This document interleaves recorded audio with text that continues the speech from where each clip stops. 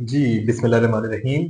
मेरा नाम सैयद शुएब नकवी और मैं मौजूद हूँ आपके अपने कोचिंग कैनएस इंस्टीट्यूट ऑफ एजुकेशन के अंदर, जहाँ से हम कंडक्ट कर रहे थे अभी तक तो फर्स्ट ईयर फिजिक्स की क्लासेस। लेकिन आज हम जो पढ़ने जा रहे हैं उसका ताल्लुक फिजिक्स से नहीं, उसका ताल्लुक केमिस्ट्री के साथ है। Sindh board first year chemistry का बड़ा इंपॉर्टेंट क्वेश्चन जो कि बैलेंसिंग इक्वेशन है बाय आयन इलेक्ट्रॉन मेथड। तो आज की वीडियो के अंदर हम आयन इलेक्ट्रॉन मेथड से किसी भी केमिकल इक्वेशन को कैसे बैलेंस किया जाता है, चाहे वो एसिडिक मीडियम के अंदर हो या वो बेसिक मीडियम के अंदर हो। तो आज का हमारा एजेंडा, आज का हमारा टारगेट ये है कि हम ये सीखें कि हम किसी भी बैलेंसिंग इक्वेशन को, तब हमें कह दिया जाए कि उसको एसिडिक मीडियम में या बेसिक मीडियम में, आयन इलेक्ट्रॉन मेथड से उसको बैलेंस करें। तो आ जाइए, शुरू करते हैं विदाउट वेस्टिंग टाइम। तो हमारे पास, अच्छा, हमारा टारगेट ये रहेगा कि हम बुक की जितनी भी बुक के अंदर सवाल दिए गए थे वो सारे कवर करें आज, चाहे वो एसिडिक मीडियम के हो या बेसिक मीडियम के हो। पहले हम इंशाल्लाह कवर करेंगे आज एसिडिक मीडियम वाले सवाल। तो सबसे पहली इक्वेशन जो आपको दी गई है वो दी गई है क्रोमियम ऑक्साइड आयोडीन के साथ रिएक्ट कर रहा है और क्रोमियम का आयन और आयोडाइड का ऑक्साइड फॉर्म हो रहा है। ये इक्वेशन हमें पहला सवाल है ये आपके बुक का, यानी Sindh board first year chemistry की बुक का ये पहला सवाल जो कि एसिडिक मीडियम से आपको इक्वेशन को बैलेंस करने को कहता है। तो आ जाए जी। देखिए, इसको बैलेंस करने के लिए ना सबसे इंपॉर्टेंट चीज है कि आप इसके स्टेप्स याद रखें। अगर तो आपको इसके स्टेप्स याद होंगे कि भाई पहला स्टेप क्या करना था, फिर क्या करना था, फिर क्या करना था, तो फिर आप इसको आसानी से सॉल्व कर लेंगे। कोई भी स्टेप अगर आप बीच से भूलते हैं या कोई भी स्टेप आप पहले कर देते हैं और कोई यानी ऑर्डर आउट कर देते हैं स्टेप्स का, तब भी आंसर के गलत आने का चांस हो जाता है। तो देखिए, सबसे पहला काम क्या है, स्टेप नंबर 1 जो है हमारे पास, this is one of the most important step. अगर आप ये वाला स्टेप, सबसे पहला स्टेप अगर आप सही कर देते तो इट इज अ चांस कि आप बाकी की इक्वेशन भी पूरी सही सॉल्व करेंगे। तो स्टेप नंबर 1 है ब्रेक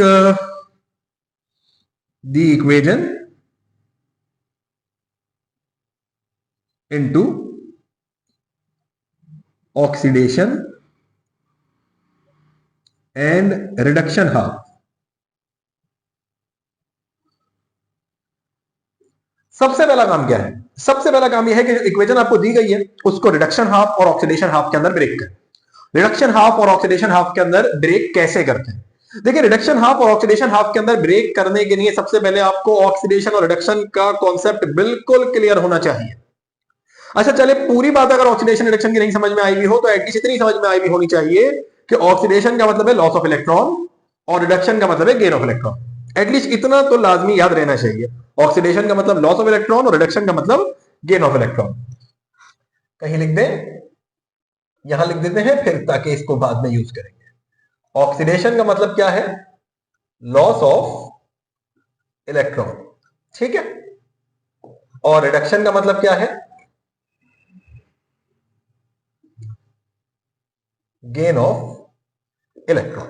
ऑक्सीडेशन का मतलब लॉस ऑफ इलेक्ट्रॉन और रिडक्शन का मतलब गेन ऑफ इलेक्ट्रॉन, क्योंकि हमने इस इक्वेशन को ऑक्सीडेशन और रिडक्शन हाफ में ब्रेक करना है ना।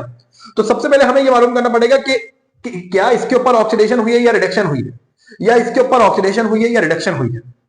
तो कैसे मालूम करें कि किसके ऊपर ऑक्सीडेशन हुई है या किसके ऊपर रिडक्शन हुई है? यह पता चलेगा हमें उस एलिमेंट का ऑक्सीडेशन नंबर निकालने के बाद।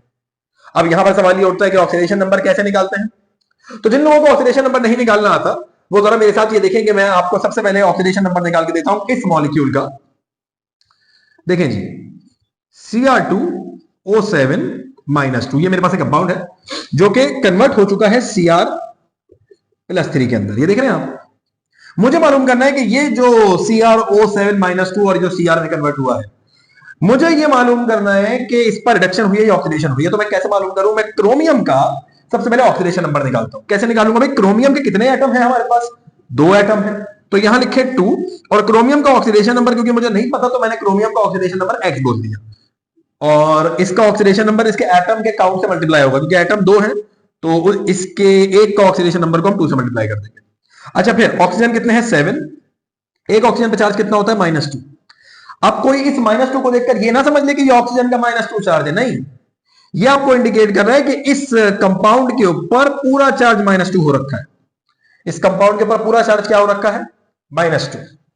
तो इसको मैं बोलूंगा 2x - 14 is equal to -2, then 2x - 2 + 14, then 2x is equal to 12, then x is equal to 12/2, and then x is equal to 6 plus का 6। क्या समझ में आया? ये समझ में आया कि क्रोमियम के ऊपर पहले चार्ज, रिएक्शन से पहले चार्ज कितना था क्रोमियम पे? +6। देखो क्रोमियम के कितने एटम, 2, तो हमने यहाँ 2 लिखा। क्रोमियम का ऑक्सीडेशन नंबर X, हमने यहाँ X रखा। ऑक्सीजन के कितने एटम, 7। ऑक्सीजन के ऊपर चार्ज कितना होता है, -2। इस कंपाउंड में पूरा ओवरऑल चार्ज क्या है, -2। सॉल्व किया, 2 7 14, -14 मान लेगा, +14, 14 - 2 बिकेम 12। 2 यहाँ पर आके डिवाइड हो गया, X की वैल्यू आ रही है +6। यानी इस रिएक्शन से पहले क्रोमियम के ऊपर चार्ज था +6, यानी कि इस रिएक्शन से पहले क्रोमियम 6 इलेक्ट्रॉन डेफिशिएंट पड़ा हुआ था, यानी क्रोमियम के पास 6 इलेक्ट्रॉन की कमी थी। लेकिन अगर आप इसके राइट साइड पर देखो तो राइट साइड पर नजर आ रहा है क्रोमियम के ऊपर चार्ज कितना, +3। राइट साइड पे तो कोई और है ही नहीं ना, कैलकुलेट करने के लिए क्या करो, बट डायरेक्ट बोल दो कितना चार्ज है क्रोमियम, +3। लेकिन रिएक्शन से पहले कितना था, +6। अभी कितना है, +3। क्या मतलब हुआ इसका, भाई पहले 6 इलेक्ट्रॉन कम थे, अब 3 इलेक्ट्रॉन कम रह गए। पहले 6 कम थे और अब 3 कम रह गए। क्या मतलब है इसका, इसका ये मतलब है कि भाई 3 इलेक्ट्रॉन इसने गेन किए होंगे यकीनन। ऐसा ही है ना कि भाई, बात को समझो, देखो लॉजिक क्या है कि पहले 6 इलेक्ट्रॉन कम थे, अब 3 इलेक्ट्रॉन कम रह गए। इसका मतलब 3 इलेक्ट्रॉन गेन हो गए।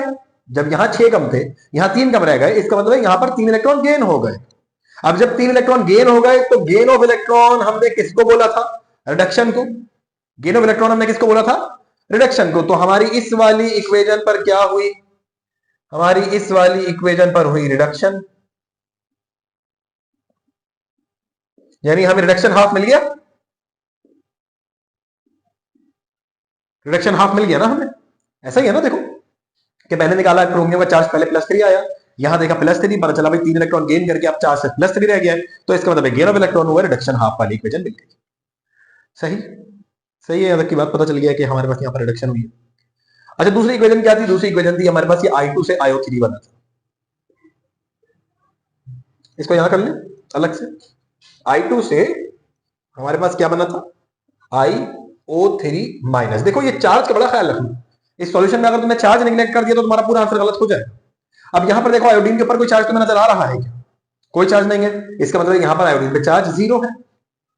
यहां पर अगर तुम आयोडीन का चार्ज निकालो इस साइड पर तो कैसे निकालोगे, देखो आयोडीन का चार्ज X प्लस ऑक्सीजन के 3 एटम, एक ऑक्सीजन पे चार्ज होता है -2, एक ऑक्सीजन पे चार्ज कितना होता है, -2, और इस कंपाउंड के ऊपर सिर्फ एक माइनस लग रखा है, तो इस माइनस का मतलब होता है -1।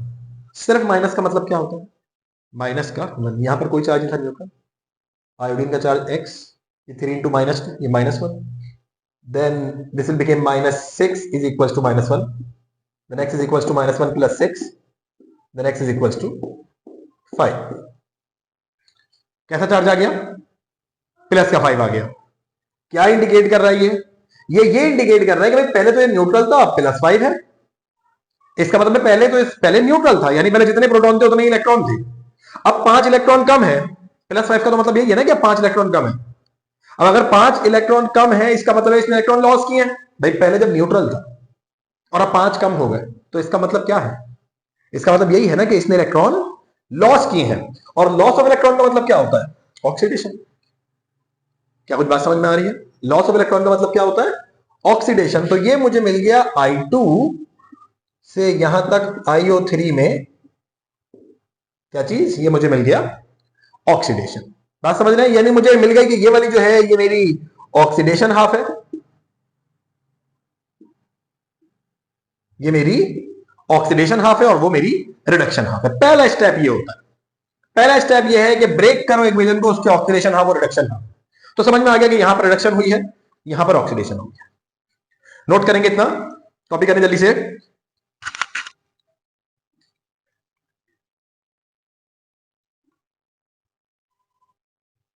कर दिया कॉपी, मिटा दें, चले जी आ जाए।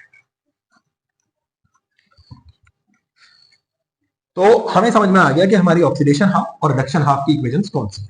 सही, तो लिख लें इसको कि भाई ये जो I2 था ये हमारा ऑक्सीडेशन हाफ है और ये हमारा रिडक्शन हाफ है, पहला होगा। ठीक है, अब अगला स्टेप क्या, पहला काम तो हो गया कि भाई ब्रेक कर दिया ऑक्सीडेशन हाफ और रिडक्शन हाफ। स्टेप 2 है बैलेंस ऑल एटम्स एक्सेप्ट, या ऐसा बोलते other than hydrogen and oxygen. सारे एटम्स को बैलेंस कर लो इन दोनों इक्वेशन में, लेकिन किन दो को नहीं करना, हाइड्रोजन को नहीं करना और ऑक्सीजन को नहीं करना।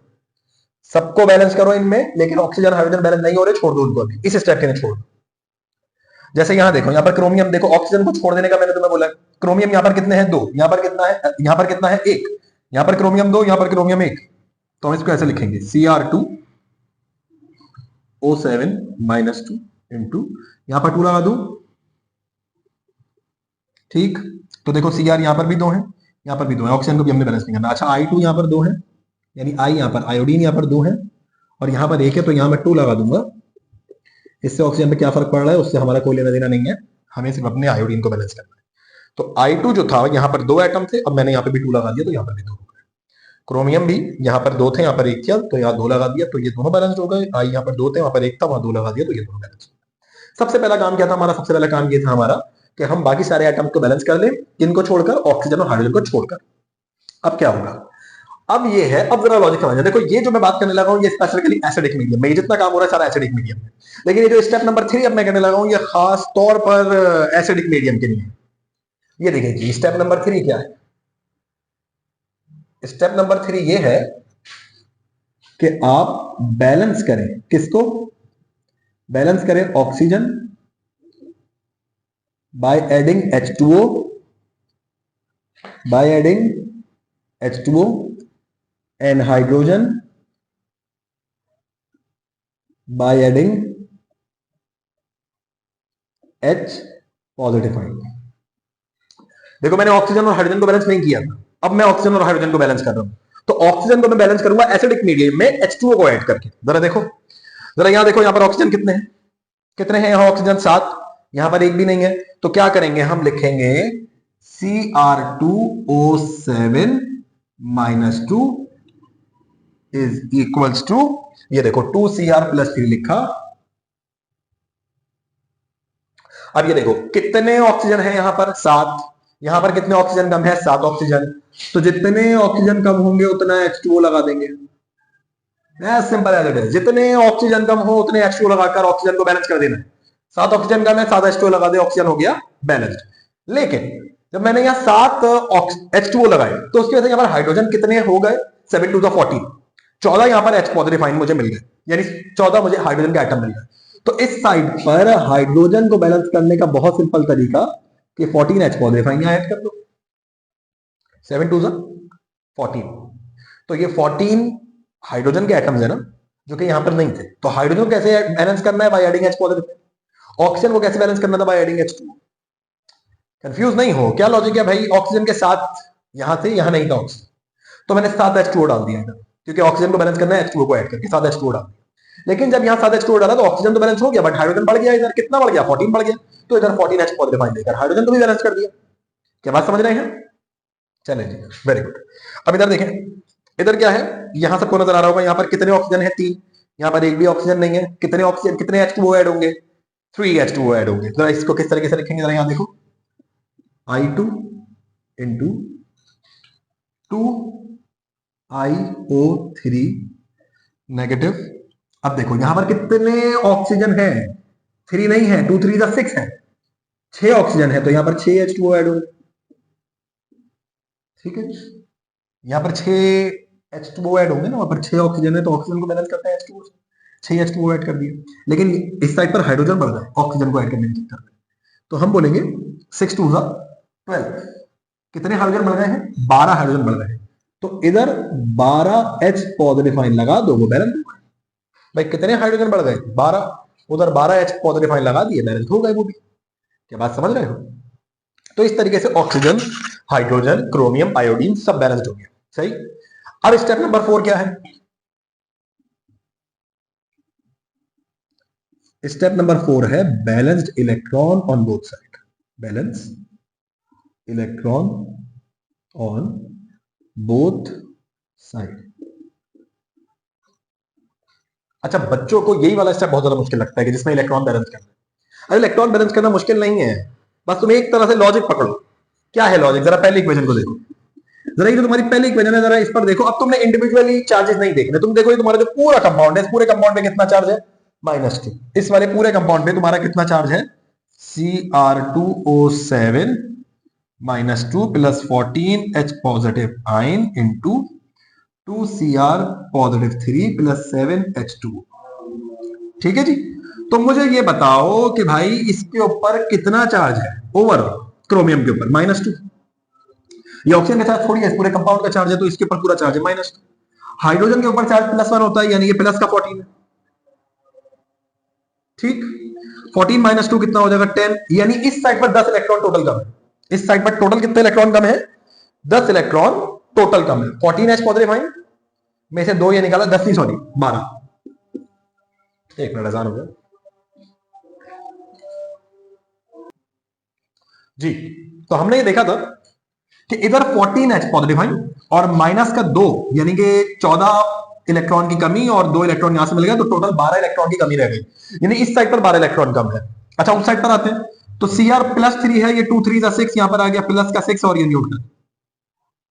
यानी इस साइड पर अगर मैं इसकी राइट साइड पर देखूं तो राइट साइड पर 6 इलेक्ट्रॉन की कमी है, जबकि लेफ्ट साइड पर 12 इलेक्ट्रॉन की कमी है। क्या आपको मेरी ये वाली बात समझ में आ रही है कि लेफ्ट साइड पर 12 इलेक्ट्रॉन की कमी है और राइट साइड पर 6 इलेक्ट्रॉन की कमी है? तो मैं सिंपली क्या कर सकता हूं? मैं सिंपली ये कर सकता हूं कि मैं इस साइड पर 6 इलेक्ट्रॉन दे दूं। इससे क्या होगा? जब मैं इस साइड पर 6 इलेक्ट्रॉन दे दूंगा तो यहां पर कितने इलेक्ट्रॉन की कमी थी? 12 इलेक्ट्रॉन की। 6 इलेक्ट्रॉन मैंने दे दिए, अब कितने इलेक्ट्रॉन की कमी रह गई? 6 इलेक्ट्रॉन की। यहां पर भी कितने इलेक्ट्रॉन की कमी है? 6 इलेक्ट्रॉन की। एटम्स को न्यूट्रल करना मकसद नहीं है, मकसद यह है दोनों साइड पर जितने इलेक्ट्रॉन हो वो बराबर हो। तो अब यहां पर भी 6 इलेक्ट्रॉन कम है और यहां पर भी 6 इलेक्ट्रॉन कम है। ठीक है जी। यहां पहले 12 इलेक्ट्रॉन कम थे, वहां पहले 6 इलेक्ट्रॉन कम थे, यहां मैंने 6 इलेक्ट्रॉन दे दिए, तो अब यहां भी 6 कम रहेगा और वहां भी 6 कम रहेगा, बराबर हो गए दोनों तरफ इलेक्ट्रॉन। बात समझ रहे हैं? तो ये हमने अपनी पहली इक्वेशन के अंदर इलेक्ट्रॉन 6 दे दी और इससे हमारे इलेक्ट्रॉन दोनों साइड पर बैलेंस हो गए। ये बहुत सिंपल सा तरीका है इलेक्ट्रॉन को बैलेंस करने का। इस वाले पार्ट को आप नोट करें, इस वाले पार्ट को मैं मिटाऊंगा। हाँ जी, मिटा दें। स्क्रीनशॉट ले लो, कुछ भी ले लो, बाद में जब कॉपी करो तो साथ कर लेना। तो इस तरीके से हमें पता चला कि यहां पर 6 इलेक्ट्रॉन, 12 कम थे, वैसे 6 दे दिए, वहां भी 6 कम थे, अब यहां भी 6 कम है, बराबर है। अब इस पर आ जाए जरा अपनी इक्वेशन नंबर 2 पर। तो I2 + 6H2O into 2iO3 negative plus 12H positive. अब जरा गौर से देखना भाई, ये भी न्यूट्रल, ये भी न्यूट्रल, दोनों पे चार्ज 0, कोई चार्ज नहीं है। इधर आओ, इसके ऊपर चार्ज कितना है? -1 और ये है कितना? 2, तो ये हो जाएगा -2 और ये प्लस का 12H पॉजिटिव। 12 में से 2 निकाल लो, 10 इलेक्ट्रॉन यहां पर क्या होंगे? 10 इलेक्ट्रॉन यहां पर आपके पास क्या है? 10 इलेक्ट्रॉन यहां पर आपके पास कम है। सही, यही है ना? ये न्यूट्रल है। 12 में से 2 निकाल दिए, यहां कितने इलेक्ट्रॉन कम है? 10। ये वाली साइड न्यूट्रल है, यहां पर 10 इलेक्ट्रॉन कम है। तो मैं सिंपली क्या करूं? मैं सिंपली यहां पर 10 इलेक्ट्रॉन दे दूं। भाई यहां कितने इलेक्ट्रॉन कम थे? 10 इलेक्ट्रॉन। अगर 10 के 10 दे दूं तो क्या ये वाली साइड भी न्यूट्रल हो जाएगी? 10 इलेक्ट्रॉन कम थे, 10 ही दे दिए, तो वो वाली साइड भी न्यूट्रल हो गई। ये वाली साइड ऑलरेडी न्यूट्रल थी। क्या बात समझ रहे हैं? ये वाली साइड ऑलरेडी न्यूट्रल थी, वहां 10 इलेक्ट्रॉन कम थे, तो हमने क्या किया? हमने वहां पर भी 10 इलेक्ट्रॉन दे दिए और ये न्यूट्रल हो गया। तो इस तरीके से हमने अपनी दोनों इक्वेशंस में इलेक्ट्रॉन बैलेंस कर लिए। करें जी इसको यहां तक, फिर आगे बात करते हैं। देखो लॉजिक को समझो भाई, ये यहां पर न्यूट्रल था, यानी यहां पर कोई इलेक्ट्रॉन कम नहीं था, यहां 10 इलेक्ट्रॉन कम थे, 10 इलेक्ट्रॉन दे दिए तो 10 इलेक्ट्रॉन की कमी पूरी हो गई, वो भी न्यूट्रल हो गया। समझ रहे हैं बात को? तो ये इस तरीके से हमने यहां पर 10 इलेक्ट्रॉन दिए और वहां पर 6 इलेक्ट्रॉन दिए। इस साइड पे 6 इलेक्ट्रॉन कम है, इस साइड में 6 इलेक्ट्रॉन कम है, बराबर है यानी दोनों। कर दो इसको कॉपी जल्दी से, मिटा दें। चलो जी, आ जाओ। तो इस तरीके से हमने इलेक्ट्रॉन्स को दोनों साइड पर बैलेंस कर दिया। अब अगला स्टेप क्या है? अगला स्टेप है स्टेप 5 कि हमें क्या चाहिए होता है? हमें चाहिए होता है कि मान लो अगर यहां 10 इलेक्ट्रॉन लिखे हुए हैं तो यहां पर भी 10 इलेक्ट्रॉन लिखे हुए, अगर यहाँ 20 लिखे हुए हो तो यहाँ 20 ही लिखे हुए। हमें चाहिए होता है इलेक्ट्रॉन का काउंट सेम हो। तो भाई इलेक्ट्रॉन के काउंट को कैसे सेम करें? इलेक्ट्रॉन के काउंट को सेम करना बहुत आसान है। भाई कोई ऐसा नंबर निकालो कि जिसको, जैसे फॉर एग्जाम्पल इन दोनों का एलसीएम ले लो 30, या इन दोनों का एचसीएफ निकाल लो, तो जो हाईएस्ट कॉमन फैक्टर मिलेगा इन दोनों का वो 30 मिलेगा तुम्हें। यानी 30 एक ऐसा नंबर है जो कि 10 के टेबल में भी आता है और जो कि 6 के टेबल में भी आता है। तो तुम क्या कर सकते हो कि तुम इस वाली पूरी इक्वेशन को 5 से मल्टीप्लाई करा दो, ये 5 से ये 5 6 30 हो जाएगा, और इस वाली पूरी इक्वेशन को 3 से मल्टीप्लाई करा दो तो ये 3 10 30 हो जाएगा। हाईएस्ट कॉमन फैक्टर निकालो दोनों का और देख लो कि वो कौन सा नंबर आ रहा है, फिर उसके लिए मल्टीप्लाई करा दो। वरना एक तरीका और है, अगर आप इतना नहीं सोचना चाहते, अगर आप इतना नहीं सोचना चाहते तो आप ये भी कर सकते हैं कि आप सिंपली 10 को इधर मल्टीप्लाई कराते हैं, 6 को इधर मल्टीप्लाई कराते हैं, तो 10 6 60 हो जाएगा, 6 10 60 हो जाएगा। ये भी कर सकते हैं, इसमें गलती नहीं है। लेकिन हम क्या कर रहे हैं, हम मल्टीप्लाई करा रहे हैं 5 को इक्वेशन 1 से, मल्टीप्लाई 5 विद इक्वेशन 1। जरा और से देखेंगे, कराएं जरा मल्टीप्लाई, देखें यहां आएगा 5 CrO7 minus 2, 14 5 is 70 H positive ion, 5 6 are 30 electron negative into 5 2 are 10 Cr positive 3 plus 7 5 are 35 H2O। ठीक है, हमने क्या किया, हमने वाली इस वाली पूरी इक्वेशन को 5 से मल्टीप्लाई करा, इक्वेशन नंबर 2 को 3 से करा दे, तो ये जब 3 से मल्टीप्लाई होगा यहां लिखूं and 3 with equation 2, 3 with equation 2। तो जब कराएंगे इसको मल्टीप्लाई तो कैसे कराएंगे, ये देखेंगे सारे तरफ और से। आप यहाँ 3 मल्टीप्लाई कराएं तो ये हो जाएगा 3i2, 3 2 6 H2O, इसको कराएं मल्टीप्लाई 3 2 6IO 3 नेगेटिव और 12 3 36 H पॉजिटिव। बोलो यही होगा, सॉरी ये, हाँ ये हो गया ना, इसको कर लिया ना, 3 9 30 इलेक्ट्रॉन नेगेटिव।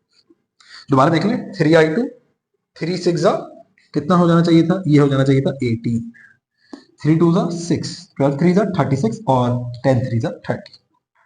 सही है यहाँ तक की बात। हमने ऊपर वाले को 5 से मल्टीप्लाई करा तो ये 5 5 14 70, 5 2 10, 5 7 30। इसको 3 से कराए, 3i2 6 3 18, 6 2 3 2 6, 12 3 36 और 10 3 30। तो इससे हुआ क्या, इससे यहाँ भी 30 इलेक्ट्रॉन आ गए, यहाँ भी 30 इलेक्ट्रॉन आ गए। हमें इन दोनों का काउंट सेम चाहिए था। अगर आप 6 को मल्टीप्लाई कराते और नीचे 10 को मल्टीप्लाई कराते तो वो आपकी मर्जी, सॉरी ऊपर 10 को मल्टीप्लाई कराते नीचे 6 को मल्टीप्लाई कराते तो वो आपकी मर्जी है, उससे भी गलत नहीं आता, उससे भी आपको आंसर सही मिल जाता। तो जब आप इस स्टेज पर आ जाते हैं कि आपके दोनों साइड पर इलेक्ट्रॉन का काउंट सेम हो जाता है, तो आपका बिल्कुल लास्ट स्टेप होता है कि आपने इन दोनों इक्वेशन को उठाकर ऐड कर देना। इस वाली साइड को कॉपी कर ले, पॉज करके जल्दी से।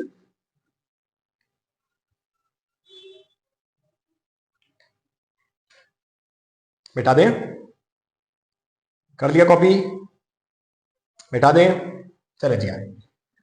अब हमने क्या करना है, हमने बस इन दोनों को उठा के ऐड कर देना है। जब हम इन दोनों को ऐड करेंगे तो किस तरीके से ऐड करेंगे, जरा यहाँ और से देखें क्या इक्वेशन है, 5CrO7 minus 2 plus 70H positive ion plus 30 electron negative into 10Cr plus 3 plus 35 H2O, और क्या है दूसरी वाली equation 3i2 plus 18 H2O into 6IO3 minus plus 36 H positive ion plus 30 electron negative. ठीक है जी, यही है हमारे पास। अब देखो ऐड किस तरीके से करना है, सारे और से ध्यान देंगे। देखो जो एक दूसरे के अपोजिट है वो कैंसिल हो सकते हैं, यानी कि 30 इलेक्ट्रॉन इस तरफ है और उस तरफ 30 इलेक्ट्रॉन है। तुम ऐसा सोचो कि ये प्लस से 30 इलेक्ट्रॉन को मैं यहां लाऊं तो ये इस प्लस के 30 इलेक्ट्रॉन से जब ये यहां जाएगा तो माइनस का हो जाएगा, कैंसिल हो जाएंगे। तुम ये भी सोच सकते हो, वरना अपोजिट साइड पर तुमको डायरेक्ट काट दो। बात समझ रहे हो, ये हमेशा एक दूसरे के अपोजिट साइड पर ही रहेंगे वैसे, तुम इनको डायरेक्ट काट दो तो 30 इलेक्ट्रॉन है, 30 इलेक्ट्रॉन कट गए। 5Cr, जरा इस वर्ड से देखना, 5CrO7 माइनस 2, ठीक है। और इस तरीके से फिर हमारे पास और क्या है, it's 5Cr2, not only 5Cr, it's 2।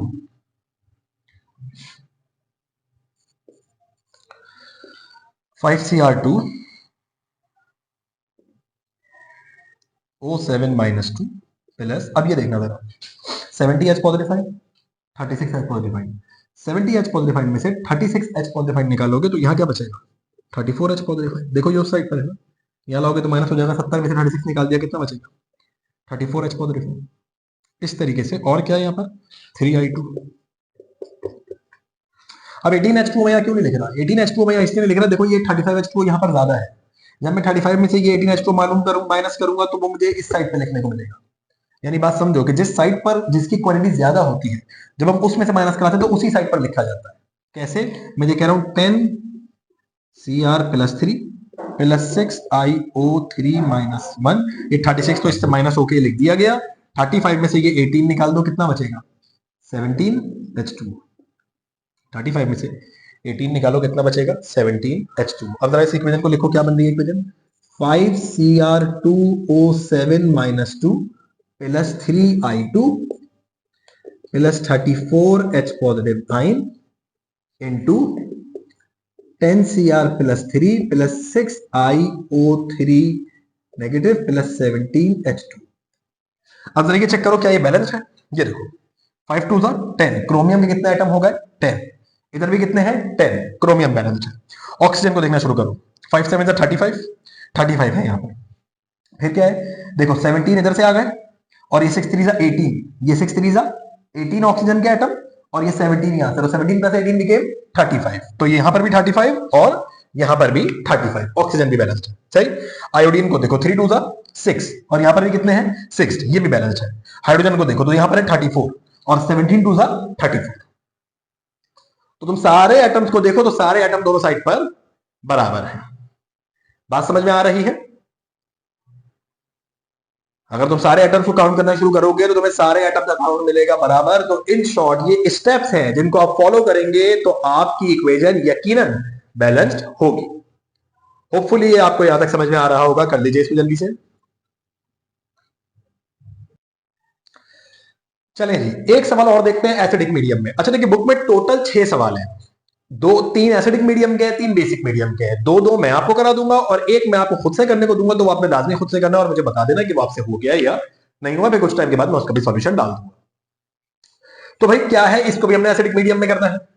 सबसे पहला स्टेप मैंने आपको क्या बताया था? Break the given chemical equation into acidic and break the given chemical equation into oxidation half and reduction half. तो सबसे पहला काम हम यही करें कि इसको ऑक्सीडेशन हाफ और रिडक्शन हाफ के अंदर ब्रेक कर दे। क्या तरीका होता था? ऑक्सीडेशन का मतलब था लॉस ऑफ इलेक्ट्रॉन और रिडक्शन का मतलब था गेन ऑफ इलेक्ट्रॉन। तो जरा एमएन को देखो, एमएन के ऊपर चार्ज कितना होगा? अगर मैं एमएन को बोलूं एमएन एक्स है और ऑक्सीजन है 4, एक ऑक्सीजन के ऊपर चार्ज होता है -2 और ओवरऑल चार्जेस है -1। ओवरऑल चार्ज कितना है? -1। मैंने आपको बताया जब एक माइनस लिखा हुआ होता है इसका मतलब है -1।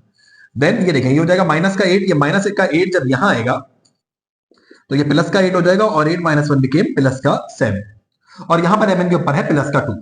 यानी कि इस साइड पर मैग्नीज के पास 7 इलेक्ट्रॉन कम थे और इस साइड पर मैग्नीज के पास सिर्फ 2 इलेक्ट्रॉन कम रहे। यहां पर 7 कम थे, यहां पर 2 कम रहेगा, यानी इसने इलेक्ट्रॉन गेन किए, यानी इस पर हुई रिडक्शन। सही, ऐसा ही हुआ ना? 7 इलेक्ट्रॉन पहले कम थे, अब सिर्फ 2 इलेक्ट्रॉन कम है, यानी इसने 5 इलेक्ट्रॉन गेन कर दिए, तभी तो 2 कम रहेगा।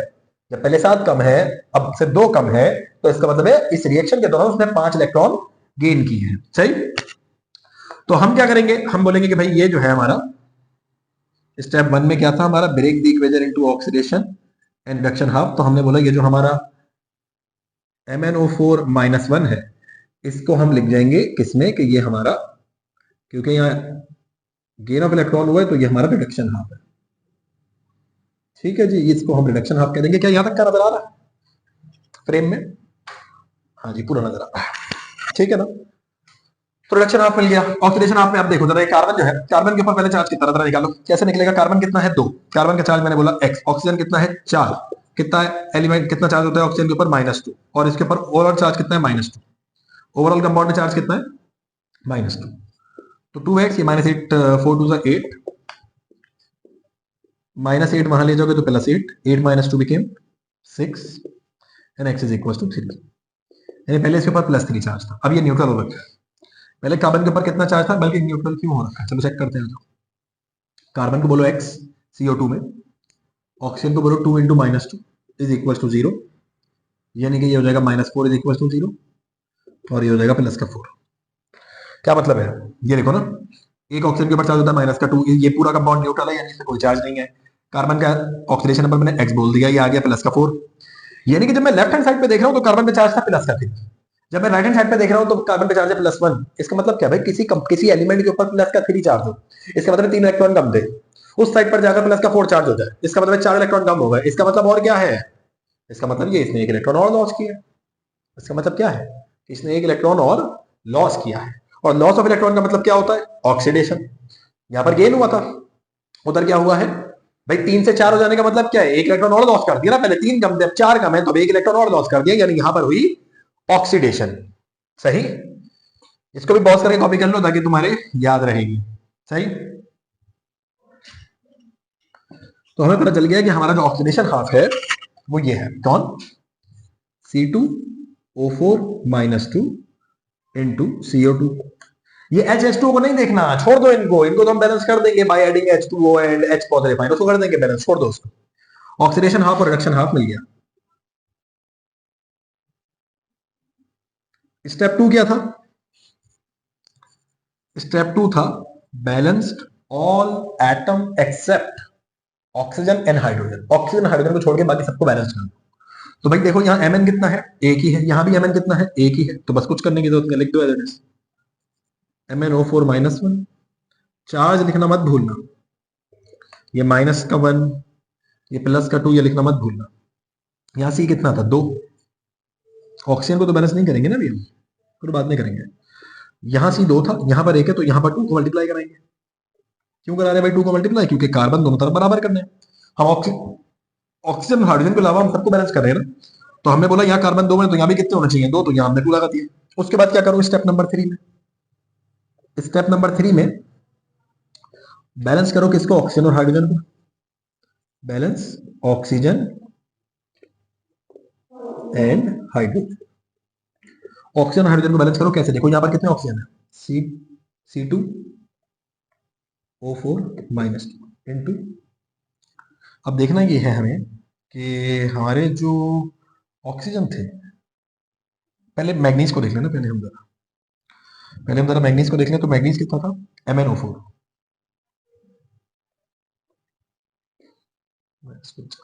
इंटू Mn+2, यानी इसका मतलब है यहाँ पर 4 ऑक्सीजन है, यहाँ पर एक भी ऑक्सीजन नहीं है, तो यहाँ पर कितने H2O दे दोगे, 4 H2O। जब आप 4 H2O दे दोगे तो कितने हाइड्रोजन बढ़ जाए, वहां पर 8, तो यहाँ पर दोगे 8 H पॉजिटिव आयन। ऐसा ही होगा ना, 4 ऑक्सीजन थे, 4 उधर H2O दिए, 4 ऑक्सीजन उधर हो गए, 8 हाइड्रोजन इधर हो गए। अच्छा इनको देखो जरा, तो ये है C2O4-2, और यहाँ देखो तो 2CO2। भाई ऑक्सीजन जरा देखो, वैसे ही देखो, 2 2 4 ऑलरेडी बैलेंस है, हम नहीं करने जा रहे थे, खुद ही बैलेंस है। यहाँ भी 4 है, कार्बन वहां भी 2 है, यहाँ भी 2 है, कुछ करने की जरूरत नहीं है, छोड़ दो। तो ये बैलेंस्ड हो गया ऑक्सीजन और हाइड्रोजन। उसके बाद अगला स्टेप क्या होता था, स्टेप नंबर 4। स्टेप नंबर 4 हुआ करता था बैलेंस इलेक्ट्रॉन्स। चलो भाई जरा इलेक्ट्रॉन बैलेंस करेंगे, जरा सारे यहाँ गौर से देखो।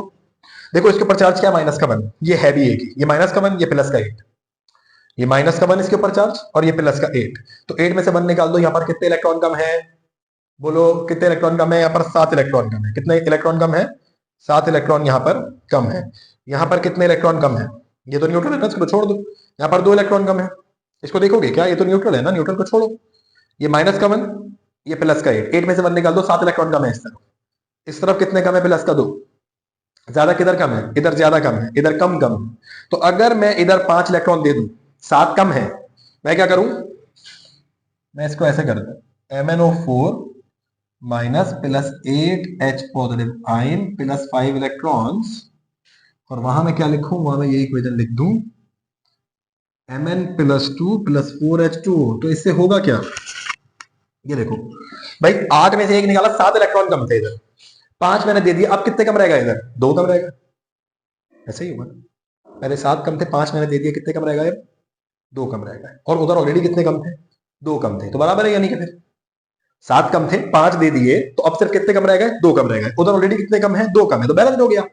और इसको इस पर आओ जरा, इससे पूरा चार्ज किया -2, ये है न्यूट्रल, सही, यानी यहाँ पर 2 इलेक्ट्रॉन ज्यादा है, C2O4-2, कितने इलेक्ट्रॉन है भाई, -2, 2 इलेक्ट्रॉन ज्यादा है, वो न्यूट्रल है। तो एक काम करो, काम ये करो कि इसको 2 इलेक्ट्रॉन दे दो। भाई यहाँ पर 2 इलेक्ट्रॉन ज्यादा है ना, 2 इलेक्ट्रॉन यहाँ पर ज्यादा है, -2 चार्ज लग रखा है, वो न्यूट्रल है, यानी यहाँ पर 2 इलेक्ट्रॉन, वो तो न्यूट्रल है, तो यहाँ 2 इलेक्ट्रॉन ज्यादा है, तो हमने उसको 2 इलेक्ट्रॉन देकर उसके 2 इलेक्ट्रॉन बढ़ा दिए, न्यूट्रल तो था वो ऑलरेडी, 2 इलेक्ट्रॉन देकर उसके 2 इलेक्ट्रॉन बढ़ा दिए। यहाँ पर 2 इलेक्ट्रॉन ऑलरेडी ज्यादा थे, तो यहाँ पर 2 इलेक्ट्रॉन ज्यादा, उधर भी 2 इलेक्ट्रॉन ज्यादा, बराबर। इधर 2 इलेक्ट्रॉन कम, उधर भी 2 इलेक्ट्रॉन कम, बराबर हो गए जी, बराबर इलेक्ट्रॉन। क्या बात समझ में आ रही है? इसके बाद क्या करना है, इसके बाद मैंने आपको बताया कि इलेक्ट्रॉन का काउंट कैसा होना चाहिए, सेम, यानी जितने ऊपर लिखे हुए हैं नीचे भी उतने ही लिखे हुए हो। तो उससे मैंने आपको बड़ा आसान तरीका बताया, इस 2 को उठाकर ऊपर वाली इक्वेशन से मल्टीप्लाई करा दो, 2 5 10 हो जाएगा।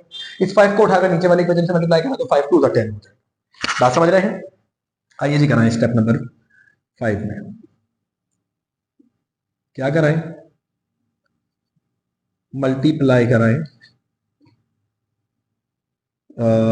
2 विद इक्वेशन 1, मल्टीप्लाई कराएं 2 with इक्वेशन 1,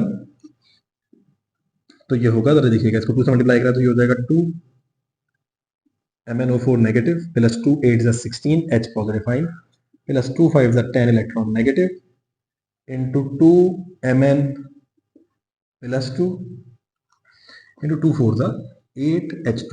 ठीक है ना, 2 से सबको मल्टीप्लाई करा दो, देखो यहाँ भी 2 आ गया, यहाँ भी, यहाँ भी, यहाँ सब पे आ गया। और क्या कराओ, एंड 5 विद इक्वेशन 2, 5 मल्टीप्लाई करो इक्वेशन 2 से, क्या हो जाएगा 5 C2O4 minus 2, 5 C2O4 minus 2, 5 2 10 CO2 और 5 2 10 इलेक्ट्रॉन नेगेटिव। ऐसा ही है, 5 को मल्टीप्लाई करा दिया, 5 2 10 इलेक्ट्रॉन, 5 2 10 CO2 और ये 5। ठीक है ना, उसके बाद क्या करना है, उसके बाद इन दोनों को ऐड कर दो, सिंपली यही ऐड कर दो, चलो कोई मसला नहीं, इधर ही ऐड कर दो। तो होगा क्या, सबसे पहले 10 इलेक्ट्रॉन से 10 इलेक्ट्रॉन कैंसिल, इसको देखो 2 MnO4 negative plus 5 C2O4 minus 2, देखो 16 H पॉजिटिव आइन, क्या इस तरफ कहीं H पॉजिटिव आइन है, नहीं है, तो लिख दो एज इट इज, कहीं कैंसिल नहीं हो रहा, इसको एज इट इज लिख दो, 16 H पॉजिटिव आइन। उस तरफ जाओ, उस तरफ क्या है, 2 Mn plus 2 plus 10 CO2 plus 8 H2। देखो इस तरफ कहीं H2 है कि हम इसको इससे कैंसिल करें, लेकिन नहीं है, तो हमने उसको एज इट इज लिख दिया, ये 10 CO2 एज इट इज आ गया, 2 Mn एज इट इज आ गया, 16 H एज इट इज आ गया, ये एज इट इज। अब जरा देखो क्या सब बराबर हो गए, मैग्नीज देखो यहाँ 2 है, यहाँ भी 2 है, कार्बन को देखो 5 2 10, यहाँ भी 10, ठीक, ये भी बराबर हो गया। ऑक्सीजन को देखो तो 5 4 20 और 2 4 8, 5 4 20 और 2 4 8, तो ये टोटल होगा 28 ऑक्सीजन है। 10 2 20 और 8 यहां से, देखो 10 2 20 और 8 यहां से, तो 28 वहां पर भी, तो ऑक्सीजन भी बैलेंस्ड है। हाइड्रोजन देखो तो 16 H पॉजिटिव आइन और 8 2 16, तो वहां पर भी 16 H पॉजिटिव आइन। इस तरीके से आपकी ये इक्वेशन भी कंप्लीटली बैलेंस्ड हो गई एसिडिक मीडियम के अंदर। क्या बात समझ रहे हैं? अब इसमें हमने बहुत ज्यादा स्टेप बहुत ज्यादा लिख के नहीं किया, आपको पहले वाले सवाल में समझाया, तो आपने वहीं से याद रखना है कि हम किस तरीके से कर रहे हैं। होपफुली आपको ये वाला भी समझ में आ रहा होगा, करें इसको।